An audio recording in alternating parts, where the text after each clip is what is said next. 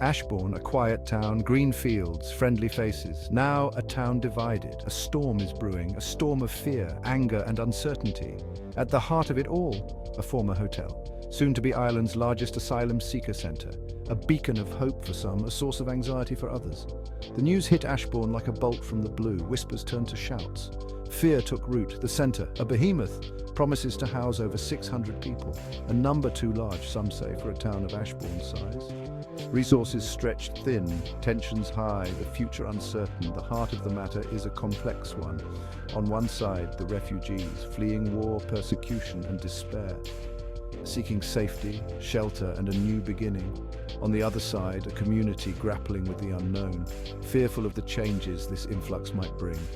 The air is thick with questions. Will Ashbourne cope? Will the refugees be safe? Will the community welcome them? Or will fear and prejudice win the day? Only time will tell. But one thing is certain, Ashbourne will never be the same. 600 souls, crammed into a building meant for holidays, not hardship. A temporary fix, a band-aid on a gaping wound, a solution that feels more like a problem. Overcrowding, a recipe for disaster.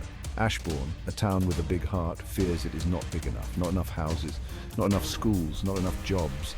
How can it possibly absorb so many newcomers? The strain is evident in the worried faces of residents, in the stretched resources of the town. The fear is palpable. Will this lead to more crime? Will the streets be less safe? Will Ashbourne lose its identity under the weight of this crisis? These questions linger unanswered, fueling the fire of uncertainty. The government promises support, but promises are cheap. Action is needed. Funding for housing, education and healthcare. A comprehensive plan to integrate the refugees into the community. Without it, Ashbourne will become a pressure cooker, ready to explode. We just don't have the infrastructure for this. Our schools are already full, and finding a job is tough as it is. How are we supposed to manage with 600 more people? Fear, a powerful emotion. It can unite, it can also divide. In Ashbourne, fear is a whisper, spreading like wildfire, through pubs and shops, on street corners and playgrounds. What if there's trouble? What about our children, our jobs? Fears, often unfounded, take root in the fertile ground of uncertainty, fueled by rumors and hearsay, amplified by the silence of those in power. The unknown breeds suspicion. The refugees, faceless and nameless, become the other. Their plight, their stories, lost in the cacophony of fear, they become symbols of a crisis not of their making. Targets of a frustration that runs deep. The fear is understandable. Ashbourne, after all, is a small town, thrust into the spotlight of a national crisis. But fear cannot be allowed to fester. It cannot be allowed to poison the well of compassion. A veil of silence, government inaction fuels the fire. The Irish government, distant, out of touch, their silence deafening. They promised transparency, promised consultation, promised support, promises broken, trust eroded. The people of Ashbourne feel abandoned, left to deal with a crisis not of their making. Information is scarce, plans are vague. The government's response, too little, too late. This lack of communication is a betrayal. It breeds resentment, it fuels the flames of fear and suspicion. It makes a difficult situation unbearable.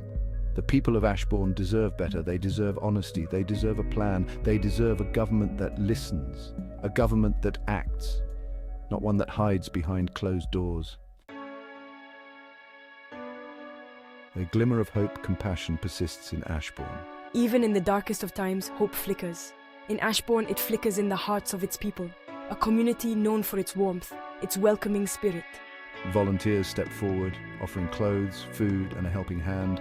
Local organizations mobilize, planning language classes, cultural exchanges, and support groups. The desire to help is there, a testament to the inherent goodness of the Irish spirit, a spirit that refuses to be defeated by fear. These acts of kindness are a beacon of hope. They remind us that even in the face of adversity, compassion can prevail. Bridging the divide, a call for empathy and understanding.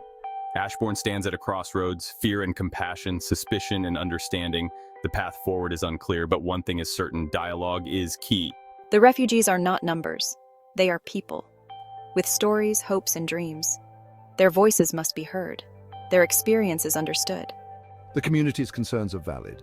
They must be addressed with sensitivity and respect. Open and honest communication is crucial. The government must step up, provide clear information, resources and support, build trust, not walls. This is not just Ashbourne's problem, it is Ireland's problem. It is a test of our humanity. Can we bridge the divide? Can we choose empathy over fear? Can we build a future where everyone feels safe and welcome? The answer lies in our hands. Please leave your comment and of course like and subscribe. Until the next video.